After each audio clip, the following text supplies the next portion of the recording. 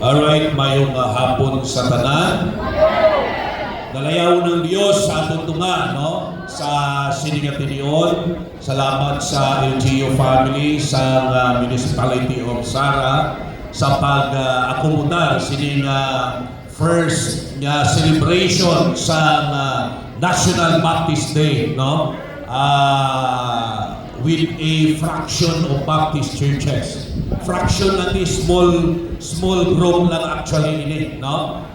Pila lang ka mga churches ang nag-participate, and salamat sa mga pastors, no, mga kumbran sa ministry. Salamat, no, sa kay Pastor James for facilitating nga matigayon ining celebration. Okay? And it's good, no? Maka-fellowship ta, maka-alagad sa Dios, kag maka-fellowship kita ng mga kaanakan sa Ginoo. Kaya I believe kung kaysa na binungguanay lang ta siguro, way ta makilalahay na parehas na lang ta ka-Baptist. No? Kag isa ba si iban nga lain-lain pa buon, basi mag-abot sa langit, inunay malang aton mansion balato. No? So it's good that we could have a gathering like this para of course, no, matayaw naton ang Ginoo labaw sa tanan. Kaya mo niya ang aton pinakatinutuyo nga ang ngalan sa aton Dios mabayaw. Okay? So again, no, salamat gid sa tagsa-tagsa, and thank you Pastor James, and thank you pastors for trusting me to bring the message of God. Kasi siyempre, hindi manghuli pwede nga matindog lang ko nga wala nyo kong insaligan. No? Tag wala man ko nag-ayo kay Pastor James, kahit kung ako lang, mas gusto ko magpungko lang na magmamati. Amen? Ilabi na, insintihan kinamo ninyo mga pastors, ilabi na damong pastors ang nagapamati. No? Kung okay lang yan kung sa amon nga local church. Pero pag mga men of God, of course, out of respect, ilabi na may mga, siguro may mga mas gulang pa sa akon, no? May edad-edad nila. Habalong ka na lang, mas nauna sa akon. Kay siling pa sa isa ka pastor, bad na pag maghambal kita ng tigulang. May edad-edad lang. Or medyo nauna-una lang, no? Sa aton sa ministry, I believe, may mga ari diri nga guro more than 28 years na kamo, no, sa ministry. But I praise the Lord for this privilege, and I thank the church nga ginasalig sa Dios ako, Highway Bible Baptist Church. Amen. All right, for the support sa bulaton sa Ginoo. Now, hindi na magadugay, let us go to the Word of God. Kita, ang pinaka-highlight natin is the preaching of the Word of God. Amen? Alright? Amo na yung pinaka-highlight, no, sa aton mga buluhaton. So, Romans chapter 13. Romans chapter 13. Basahan natin ang verse number 3. And then, ma-proceed kita sa Luke chapter 18 karon, no? Luke chapter 18. Alright, pero una natin, basahon natin ang Luke chapter 13. Verse number 3. Okay? Kasi sometime, isa lang ka-verse basahon natin. But of course, we will have to preach this within its context. Para hindi kita magbuwag, no, sa kung ano ang pinakabuon silingon sa siling verse. Tanan kita magabasa ta. Are you there? Alright. So, basahin natin in verse number 3. Duman kita, ready, go. For rulers are not in terror to good works, but to the evil. Wilt thou then not be afraid of the power? Do that which is good, and thou shalt have praise of the same. Let us pray. Loving Lord, Heavenly Father, we are so grateful sa sining hapon for this great gathering of Baptist churches and Baptist believers. And I am praying, O Lord, that you will continue to bind us together with the principle of the Word of God. And it is my prayer that you will use this gathering, that we will develop a greater and a warmer fellowship as your children. And it is my prayer that it would build, O Lord, our faith and service towards you. Gapasalamat kami sa tagsa ka mga alagad mo na naging kaupon namon, wherein, O Diyos, nagtingog para ipakita ang suporta sa sininga buluhaton. And we also thank you, Lord, sa LGU family, umpisa sa ila pinalangga ng mayor, pakadto sa vice mayor, sa mga SB members, and everyone nga nag-allow nga magamit nga video ining ila municipality nation, O Lord. I pray, ikaw mag-istorya sa amon, pagi sa mga pulong sininga hapon. Tayo maglayo pasalamat, balik naman sa imo, in Jesus' name we pray. Amen and amen. Okay, you may take your seats now. Madamo gid salamat. Okay lang na mo? Alright. Now, feel free, no? I-express ang inyong kalipay. Amen. Now, i-express na doon. Sa nasilid ko na, kita ng mga Baptist believers, na pag-abot sa pulong sa Diyos, taas ang atong respeto. Are you with me? That's why, no? Listen very carefully, pay attention, and get all you can. Get all you can. Nagsilip pa, no? Sa isa ka preacher, can all you get. Hello? Kaya kung isa, batian ka lang, pero lapos mga. No? Pero dapat, batian ka, and then, hindi natin pag-ialaw, na magwa siya, kundi ato ni tipigan sa aton nga tangipusoon. Well, ang ibasa natin nga account, mensahe sa Diyos sa local church sa Rome.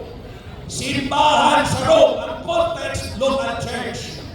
That's why we do not believe in a universal church. Amen. Why the Baptist and universal church? Yes, we can gather katulad sini kapag nililipon, no? Because we are interdependent with one another. But of course, very strong kita sa local church. Alright? And ang Diyos nila, may-ari yung mensahe siya sa simbahan sa Rome. Na tungkol sa relasyon sa simbahan sa gobyerno. Of course, we believe on the separation of church and state. Amen. Na hindi pwede diktahan sa gobyerno ang simbahan. Kaya hindi man pwede diktahan sa simbahan ang gobyerno. Are you with me? Pwede makakurang-kurin, no? Pero hindi pwede na diktahan. Are you with me? No separation of church and state. No. Sinilin sa pulong sa Diyos, alright? Ang mensahe nila is that dapat ang simbahan mag-set sa maayong example on doing what is good when it comes to relationship with our government.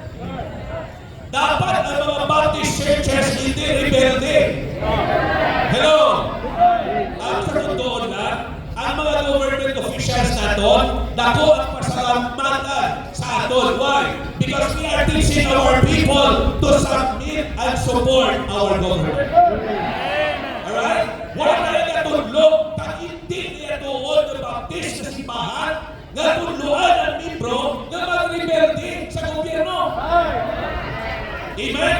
Because ang mga government officials, ano ang padre sa chapter 13, mga ministers man sila sa Diyos. For good, to protect the people. Amen? And makita niya doon din, kung basahan na doon, they are there for good. And not for evil. Naintindihan ninyo? So, very, very important nga kita, magiging example kita on doing what is good. Amo ni ang emphasis niya sa verse number 3 kada mo ni tema nato, no?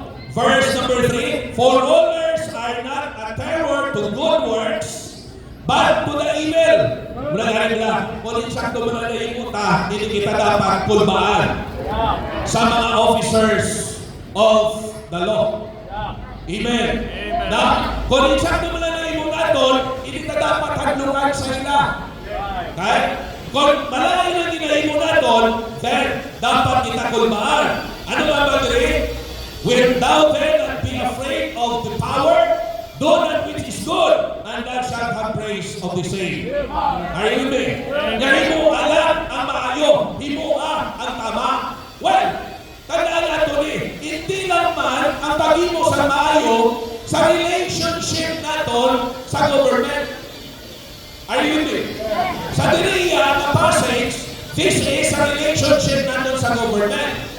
But when we say relationship, damo relationship sa balay. Hello? Sa balay. Himuon natin ang maayo sa sunod sa panimalay. Because we are right now in an age wherein ay grabe ang mga broken families. Naintindihan nyo? Why? Kay madamo ang hindi kabalo maghimo kung anong maayo sa sunod sa panimalay. Di ba? May number 2, may number 3. You see? Kundi guma. Now, I will ask you this. Is it good? Is it good? No. Alright?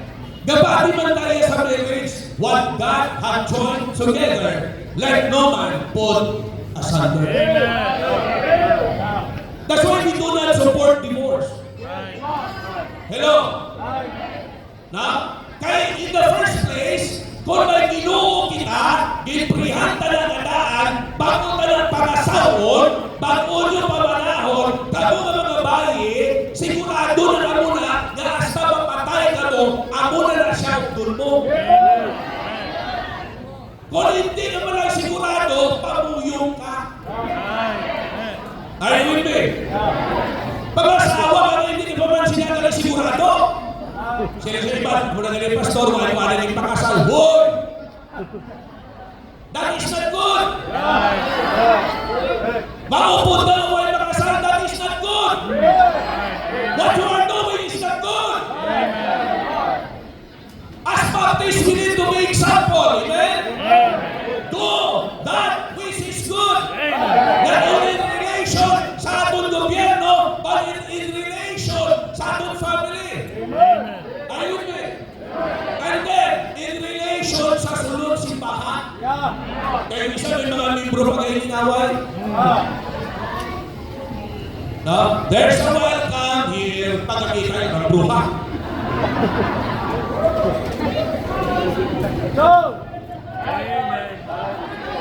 Dadasin pagliso mo. Relate how? Relate how? Well, that is not good. Magulutod tayo sa lanta ng simbahan. Dapat hindi na magaway-away. Kailan kami makita sa Bible nga, kamo mga libro simbahan magiging away. Ang makita na sa Bible, pray one for another, bear with one another's burden, love one another. That one is good. Amen? So hindi na good kung mag-away sunod simbahan. Amen? Nag-isa pa rin kita. No? In a relation sa mga ano sa mga members sa local church, isa kita ba ng mga pastor, no?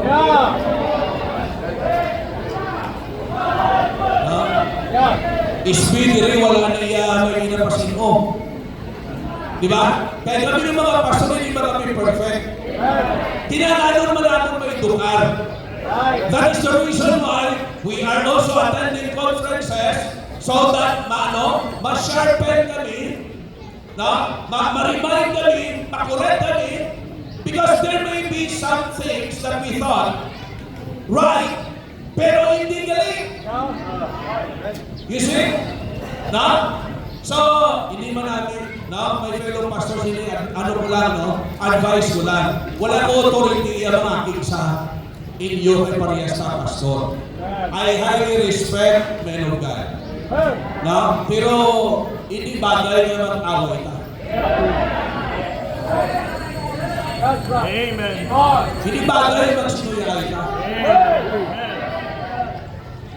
Kung wala naman nangyayari sa pilukaya, mayroon kaya. Amen. Sometimes piluka lang, ibuon din yung issue. Kung wala naman nangyayari sa yuhok na nagagawin, mayroon kaya mo na yung purma sa kanya na baba.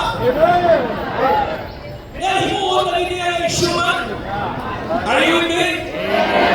Now, we need to understand that we need to do that which is good, now, not only in our relationship with our government, in our relationship within the family, in our relationship within the church, and even no, our relationship as men of God. Kaya naman ito mga kauturan, very, very important, ginahimo natin tama.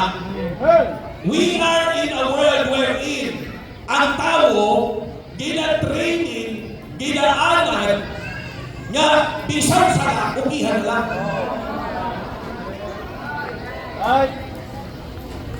Diba? Ari na sinig kalimutan nga taon lugar ka ma-offend ng tao, ukihan ka na lang bisan sa lang. Well, I will ask you this, is that good? No. When the Bible says, do that which is good.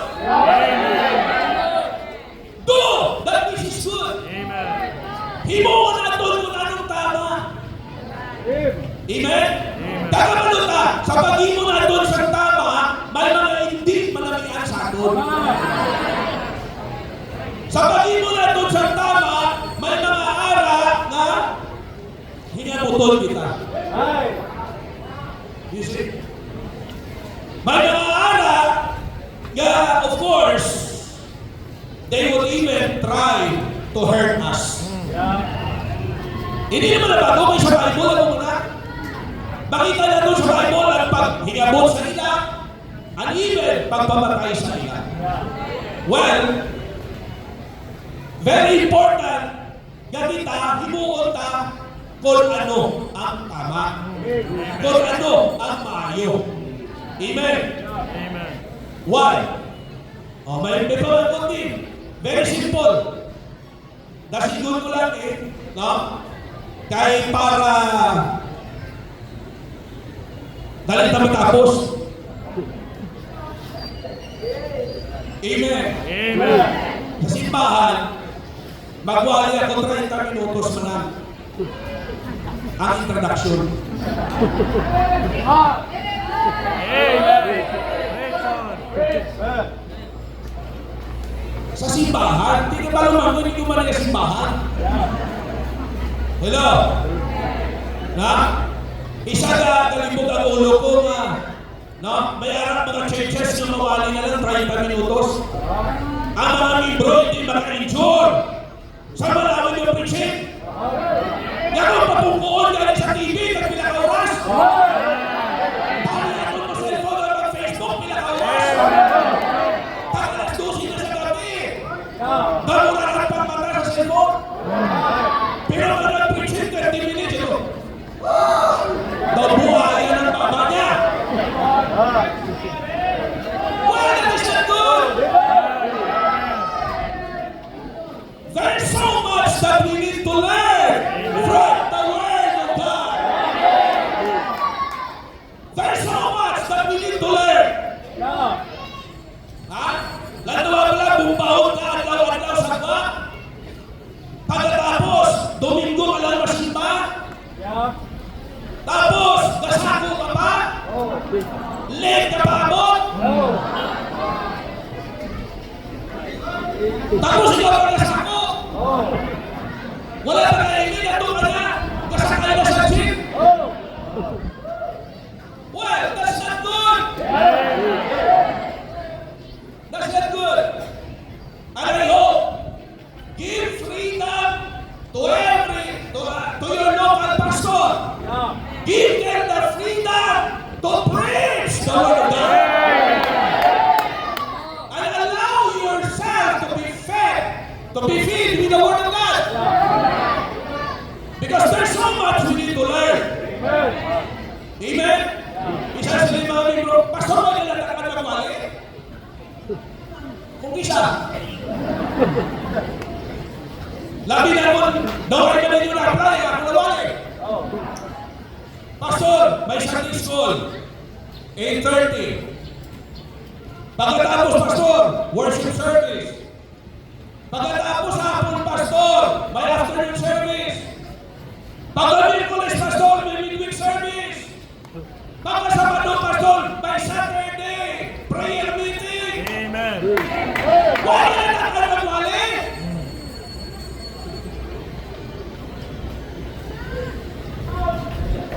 There's so much that we need to learn. Amen. You see? Pero tinidamo sa dapat natin matunan. That is why. Okay? I-pray na doon sa Ginoo that God will give us the hunger and the thirst for the Word of God. Do that which is good. Amen? Number one reason, because this is the character of God. Amen. This is the moral attribute of God. God is good. Amen. This is the very essence of God. God is good. Amen. And if you believe in a God who is good, well, your life should reflect who your God is. Amen. Nang isa na masubok, damaoy, pero masiliya, pastor, ako mga sa Diyos mo, wala malaki na bulta. Well, do you believe that the God whom he believed is the good God? Di good sa God na ikaw yapan.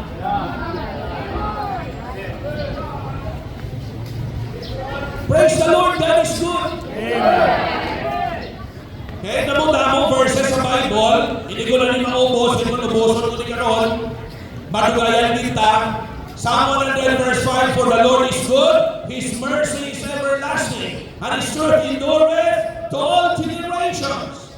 Psalm 107 verse 1, oh, give thanks unto the Lord, for He is good, for His mercy endureth forever. Duwalan na, damo-damo, Exodus 34 sila, and so on, no? So damo kayo mga verses na nagkatudlo that God is good. I never one time, I never will be that God will be evil. Because this is the very essence of God. He is a good God. That's why do not accuse God of being unfair, of being evil. Why? Because our God is good. Now in Job chapter 18, ang istorya nila sa mangyarado ng tao, alright? Yaging pamangkot siya ni Kristo, namangkot siya ni Kristo paano siya mag-ating kabuhiway na kapusan. Siya ni Jesus Christ siya, well, thou shalt not kill, thou shalt not steal. Sila niya, halang siya muna, ilimo ko na. Ano pag imuon ko? Balagyan mo tanan mga pagkaputan, hatag ko sa imon, sunod ka sa akon. Pero bago na nalabas siya niya, good master. Good master. Well, ano mambal ni ano mambal ni Jesus Christ sa sininga manggarano ng tao? Ang ambal niya mo ni, why callest thou me good? There is only one good, and that is God. There is only one good, and that is God. Doon na, no? Kaya Bible, kahapal, there is none righteous, no not one. There is none that doeth good. Kita, wala kita yung ay makasasala ka. Ang Diyos lang ang maayo. Kaya sa mga Hudiyo, why hindi sila dapat sa tao na you are good? Kaya mga nila, ining pagkagod attributed lang sa Diyos. Right. Amen. Amen. That ining good, nga tinaga, that is implying that they recognize, that he recognized the deity of the Lord Jesus Christ. Ang pagka-Diyos ni Kristo Jesus. Amen. Amen. Now, listen to me very carefully. We need to do that which is good because this is the character of God. God is good. And therefore, if we believe God, He is the good God, we need to do that which is good. Amen. We need to do that which is good. Amen. Not only because this is the character of God, number two, because this is consistent to our identity as children of God. Right. Amen. This is inconsistent sa identity natin bilang mga anak sa Diyos. In Romans 6, buksan natin in Romans chapter 6 quickly. We do not have much time. Medyo dasig-dasigol na nato. Verse 13. Neither yield ye your members as instruments of unrighteousness unto sin, but yield yourselves unto God, as those that are alive from the dead, and your members as instruments of righteousness unto God. For sin shall not have dominion over you, for ye are not under the law, but under grace. What then? Shall we sin because we are not under the law, but under grace? God forbid. Knowing not that to whom ye yield yourselves servants to obey, his servants ye are whom ye obey, whether of sin unto death, or of obedience unto righteousness. But God be thanked that ye were the servants of sin, but ye have obeyed from the heart that form of doctrine which was delivered you. Now, sa 18, take note, being then made free from sin, ye became the servants of righteousness. Ha? Sino yan? Ang aton identity, sa una, servants of sin ta. Servants of righteousness ta. Pero sila niya, sa kita na luwas na, we are no more children of sin, children of unrighteousness, but now we became the servants and the children of righteousness. That is now our identity. Amen. Amen? Amen. Therefore, we are compelled to do that which is good. Why? That proves that we are really the real children of God. Ito, no? Kung anak na ta sa Diyos, makita na ito sa Bible, be ye holy, for I, the Lord, is holy. Sige niya, magpakabalaan ka, kaya kung may Diyos pala. So kung anak na sa Diyos, well, ang aton identity should be consistent to what God demands us to be. Amen. Now, we are already saved. We are already saints. No? Saved by God. Saints of God. Servants of God. Soldiers of God. Stewards of God. Amen. Narinig saved pala ng tinaga, this is misinterpreted. Ang tinaga na saved, kabalo mo, ang buong siningon sini, tao na pinatawad na sa Diyos. Linuwas na sa Ginoo. Amen. Actually, isa na save kita. Ang isang identity natin, saints. Right. Ha? Holy, Amen. righteous Amen. before the Lord. That's as far as the Bible is concerned. Amen. Basahan natin sila ni Pablo to the saints at Philippi. to the saints at Galatia, to the saints at Corinth. Sino yung sulatan niya? Ang mga membro sa simbahan sa mga local churches. Nga nag-refer sa mga saint. Amen. And no one could pronounce a person to be saint, only God. No church has the power to declare a person to become a saint. Amen. Right. The Bible is very clear. Pag ikaw nakabato na kay Kristo, ang isa mo ka-identity, saint. Amen. Si Saint James Haba. Amen. Totoo niya nga saint kay Luas. Di ba? Inamaging problem ng mga saint, questionable pa na yan. Right. Ha? Sa Bible niya, pag-alpal na saint, Luas. Amen.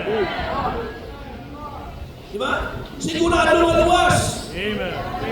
So we need to understand, no? Di ba sa kalibutan, gamiton tanay ang definition sa kalibutan when it comes sa pag-amin nila sa tinatawag na saint. Di ba din programar nila because of the good things na mo? But actually, pag wala kita Ginoo, ang tanan na himo ta, wala kita sagot. Right. Ang tanan nga nahimo naton, wala nila sagot kung wala ta Ginoo. Amen. Because He can only be good when that good God is residing in our lives. Amen. Kaya kita yung kita lang, wala ang Diyos, unrighteous na yan. Right. Sinful na yan. Right. Amen? Kapalo ka mo, nga ang nating good kita, pangun may good God, na nag-reside sa atong kabuhin, sa kita na ginulsol, nag-ako kita na sa sala, nag-ginulsol, nagbukas sa atong naging pusol, nagbaton sa iya, ang maayon na Diyos, nagpuyo sa aton. There is a flood flown high in the castle of my heart, in the castle of my heart, in the castle of my heart. There is a flood flown high in the castle of my heart, for the king is in residence there. Napuyo na ang hari sa mga hari. Wala iman kundi si Jesus Christ. Amen? Well, ang mga number 2, why we need to know that which is good? Because this is the character of the God whom we believe. Number 2, because this is consistent to our identity as children of God. Very simple, no? Very simple lang nga itong mga points. And lastly, number 3, because this is centered to the greatest purpose of God. Amen. Ang pag-imo sa maayo, nakasentro siya sa pinakadako na tuyo sa Diyos. One, ayo, ang Mark 8, verse number 36. Ano ba sa Bible? Halos memorize ano? Sino ba memorize? Mark 8:36. For what shall it profit a man if he shall gain the whole world and lose his own soul? You know what? The greatest good that we can do for a person is to tell him of the salvation of his soul. Amen. Well, matabulig ka sa tao, makakagagwarta. Pag-tao ko sa tao, ano ba na? Diba? Buligan mong tao, sa ano man niya, pwede mo ibulig sa iya, after that, wala naman. Kung mapatay na ng tao, ang kalagyan ng impyerno. Well, okay man to, kinatagan mo sa kwarta, gibuligan mo siya, obra sa iya, ulong tao. Pero after that, kung mapatay siya, nawa siya nabaton sa Ginoo, may impyerno gyapon siya. So ano ang pina na dako, na maayo, gapoy kita mahimo sa kabuhi sa tao? Ang kaluwasan sa mga kalaki.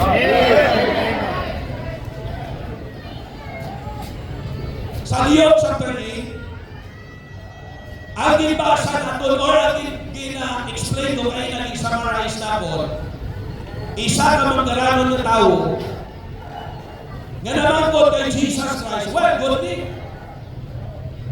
Good thing kay conscious siya, nga may kabuhay wala katapusan. Amen. In other words, ini niya tao sa Luke chapter 18 to 27, conscious siya, nga tinangalo niya, ang importante, ang kabuhay wala katapusan. Amen. Well, in reality, sa atong panahon, kalabanan, disinbiblikan, ang realidad makita ta, pag ang tao is Adamo na kwarta, pag ang tao is taas ng posisyon, hindi mo na matuluan, Right. Right. pag daw wala na siya lapot sa Ginoo, because isaabi niya, makontrol ng tanan, ay makabayad man siya sa ospital, kung magmasakit din man siya. Ang influensya niya, magamit niya, kung may trouble siya, maayos niya. Not realizing, niya bisan ano ang iya influence, ano ang iya manggat, hindi makasarap, magluwas sa iya kalang.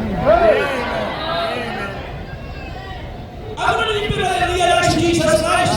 Hindi na tao manggaranon. Tama yung matawa. Kaya ginatuman niya kasuwan. Why sa ginang pala ni Kristo nga? Buti yun ka, pinutin ka, kasi likod at tuman mo na. Well, kita ni Jesus Christ, natuman niya iman. Pero, may isa lang kabagay, hindi niya mag-give up ang manggad sa kalibutan. Well, ang mga pastor, kaya ako mabatong sa Ginoo, ginagano nag-give up ka ginatol ng God? Well, kanya-kanya pagtira sa Diyos. May mga aral natin. Kung ano mo lang gusto sa Diyos sa imo, kaya malit ako sa plano para sa imo, well, sundon mo na. Kung hindi kayo po sa inyo na kung masigda, manggal mo, i-give up mo na. Kaya mag-aapin ka na sa buluaton sa Ginoo. Amen? You see? Pero ang point na is that, hindi na tao, nagtalikod siya, why? Hindi niya kaya. Mas palangga niya ang material na bagay kaysa Diyos. Right. Well, alam kita siguro, aware man kita sa natabo sa lately sa California. Diba? Atong grabe yung sunog. Nagalabanan ito mga celebrities. Prior sa ito masunog, bayaran sila Golden Globe Award. Mga sikat, mga kilala, mga manggaranon, nga mga artista at personalidad sa Hollywood. Malaga mo, may point dito, nga nagputo-puto sila, dahil sila nila, well, ang mataas dito, the cast and crew. Taas puto. Tapos ang others, sunod. God, zero. Kagad tinadlaw pa sila. Siling sa host, niya, Lord, it seems that you have no place in this Golden Globe Award. After that, pilaran adlaw. Ang grabe na sunod. Napalo ka mo ang host doon nagpakayong sorry. Why? Because they prove sa Diyos. Sa ina, yakon ang Diyos na ang maghulag. Bisan ano ka papakilala. Ano ka powerful sa nagalimutan. Ano ka magkakaroon sa nagalimutan. Hindi ka pwede mag-aas pa. Pagkamanan sa Diyos. Pag wala mo na mamatayon, wala may makahog sila.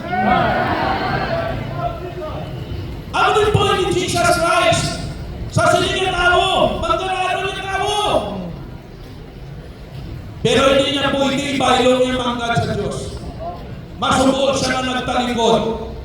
Tapos sila ni Kristo sa sunod na, it is easier for a camel to enter the eye of a needle than for a rich man to enter the kingdom of God. Mahapos pa sa kamelyo, magsulod sa batas ng dago.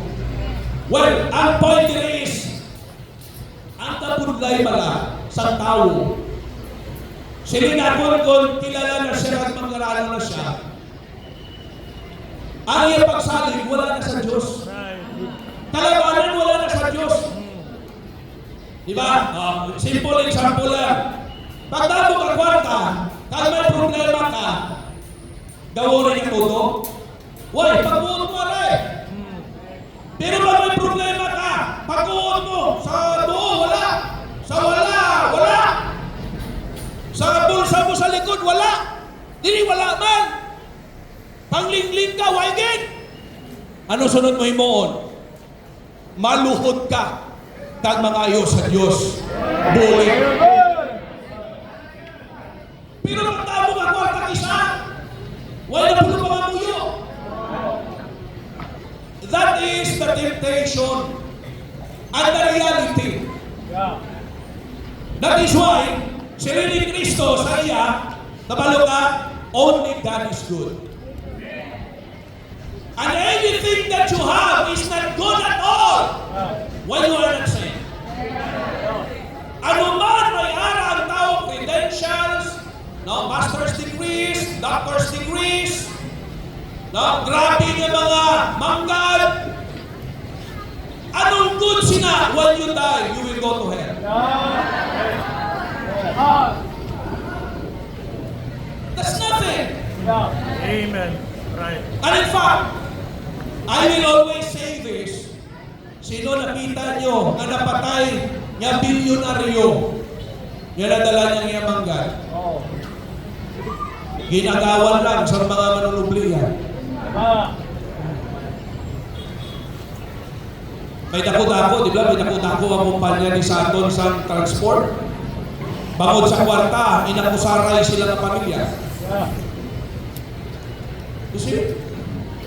Which is not supposed to be. Now listen, well and good, kung insaligan ka sa Diyos, mga kauturan, pag insaligan kita sa Diyos sa material na bagay. But do not make that to be above God. Do not prioritize that. Because that's not good at all when you do not have God. And God became just your second priority. Right. Correct. Matthew 6:33, aram mo magyapon sa Bible, no? Amen. Aram ba sa Bible? Matthew 6:33?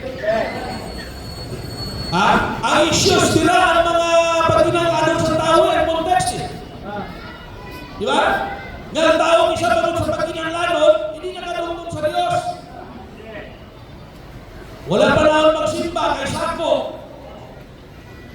Pero malaman mo ng sikreto, but seek ye first the kingdom of God and His righteousness, and all these things shall be added unto you. It's not only when circumstances are hard, but daily. Unahan siya kung bigado ka, unahan siya kung mayara ka. No? Hindi ka puntay pag sa simbahan kung wala ka. Nagpagita ka kung sino yung hulaman. Pero pag mayara na, absent.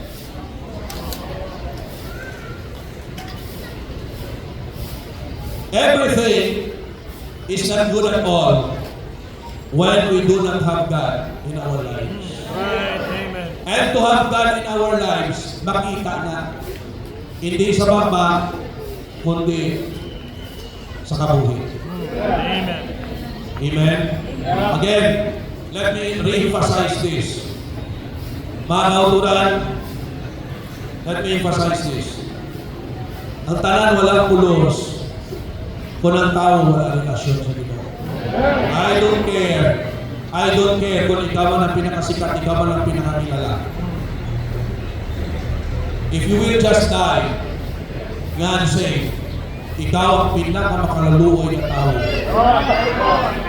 Because you will suffer in hell for all eternity. Right. Amen. No? And there are people who, they will not believe that. Well, di na. Pero kita, we believe it. Amen. Kaya diyan pasalamat ka. May isa kita sa binuksan sa Diyos ang pagano. May nakadakan sa kaluwasan. Amen. Let me ask you a question. Alright? Tanan na mapatay ka, di ba? Well, nakapalagod sa no. Pero may appointed time na ka. Kasi, kung mapatay ka, wala naman katuog katuan sa natong mga. Langit, impyerno, walang purgatorio. Amen. I want to be clear about that. Amen. Langit lang, kang impyerno. You see? Now, balumantan langit upod sa Diyos doon sa kalipay, it is a place where there will be no more sorrow, no more pain, no more crying, no more sickness, no more death. Pero on the other hand, hell is a place of torment, it is a place of fire, where the fire burns not and the world dieth not. They shall be tormented day and night forever and ever, and they shall be there for all eternity. Amen. Wala sa mga pistong dito gawaw na nagpapagod ka lang mo. Now, wait ka pong inapahong. I am telling you the truth. Para mag-anpunta pagkamalakas sa mga tao. Amen. Pastors, is hell real, still real for us? Then we need to reach people. Magbagas na. Amen. Knock on doors. Share the gospel.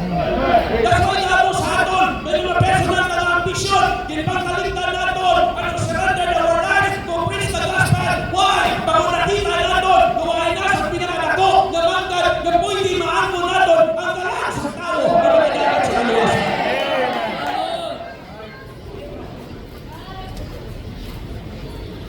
I will ask you this serious question.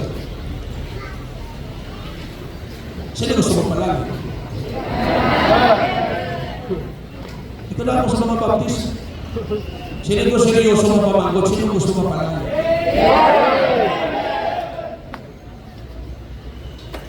Hindi siya na ako kay familiar na kasi na, no? Siyempre, sino ang pastoral ni magpalagi? Hindi gusto. Listen to me. Isang gusto mo pa ako ng pagdesisyonan. Hindi ka kapalahan. Sino gusto mo pa impyerno?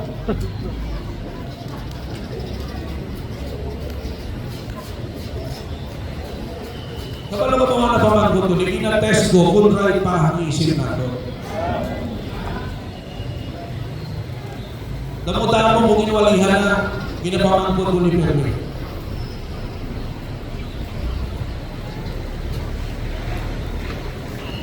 Sa tanan ko mawali, may isa lang na church. Kailang bayo sa nakapon gusto yan ang pangirno. Nabala ko sa ulihin, medyo may ako galing nyo. Well, considerable, hindi may hindi sakto pa una niya. Pero kapalo ka mo, kung right ang isip ka, nobody among us would like to go to hell. And the greatest purpose of God in coming is to seek and to save that which was lost. Diri na center ang doing what is good. Ang kaluwasan sa kalab sa tao, that is the greatest good that we can share to people. Na makaakon sila kaluwasan, masigurado ang langit para pag napatay sila, hindi magpa-impyerno. Now, in closing, I would like to ask every Baptist believer, now, let us do what is good. Hindi na magpasaway sa gobyerno. Hindi na magpasaway sa balay. Hindi na magpasaway sa simbahan. Amen? Let us do what is good. Okay? And if ever may ari dire nga pasyon sa kalagtuan sa imo kalag, hindi niya aksidente nga ari ka. Ginbuot niya sa Diyos. No? One time si Marilyn Monroe, kasikatan ni Billy Graham, gitatuan sa ni Billy Graham, mag-insiran sa gospel, grabe kasikat during the time si Marilyn Monroe. Sila nga, I do not need your Jesus. Pilalang kadlaw, kasapuan siya, patay, overdose sa drugs. John Lennon, kilala niyo si John Lennon? Isa sa grupo, membro sa grupo sa The Beatles, the rock band. Walo mo, ano nga ba niya? We are more popular than Christ. Just days after, tiniro siya sa iya frustrated fan bangon sa iya ginhambal. Nga mas sikat pa siya kay Jesus Christ. Now you listen very carefully. Yan itong mga tao ng tamasa sa nabi yung kasikatan, pero ang subo. Bakod sa ilang ipakita right now, I believe, wala may nabuling ang ilang kasikatan. Now, kunwari kayo hindi kasigurado, buksin tagi pusoon mo. Ako na makasasala, na kayo makasasala. Hinulsulan na. Batulog na si Jesus Christ na ang Diyos ang maliwas. Amen? Tumulog po yung mata.